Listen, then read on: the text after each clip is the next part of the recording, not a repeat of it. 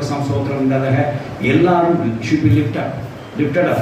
எல்லாரும் உயர்த்தப்பட வேண்டும். எல்லாரும் டாப் போஸ்டாக வேண்டும். எல்லாரும் உயர்ந்திருக்க வேண்டும். இப்படியே இருந்திருக்க வேண்டும் அவசியமே அப்படி என்று நீ தேவசமத்தை நினச்சி கொள்ளாதீங்க. எல்லாரும் உயர்த்தப்பட வேண்டும். இன்னைக்கு 1000 ரூபா சம்பாதிக்கிறோமா, நாளைக்கு 2000 ரூபா சம்பாதிக்கிறோம். எல்லாம் உங்களுக்கு உயர்த்தப்பட வேண்டும். அப்போ நீங்கள் உயர்த்தப்பட தேவனை இவனை தூக்கி விட்டார் அல்லவா? இவன் எப்படி இருந்தான்? தேவனை இவனை கை உயர்த்தினான் அல்லவா? இவன் கரங்களை பற்றி தேவனெல்லாம் உயர்த்தினான்னு சொல்லி யார் நாம மையப்படும்?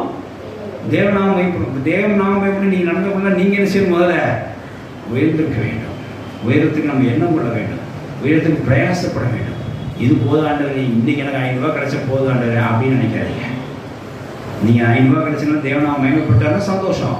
ஆனால் தேவநாமம் மையப்படுறதுக்கு இன்னும் நீ உயரத்தில் வரணும் அப்படின்னா நீங்கள் அதுக்காக பிரயாசப்படணும். கர்த்தருக்கு ஸ்தோத்திரம் உண்டாதாக. அதனால கர்த்தர் உயர்த்துறதுக்கு அவங்க ஆயத்தமாக இருக்கிறான்னு சொல்லி நாட்டு தேவ மக்கள் அறிந்து கொள்ள வேண்டும்.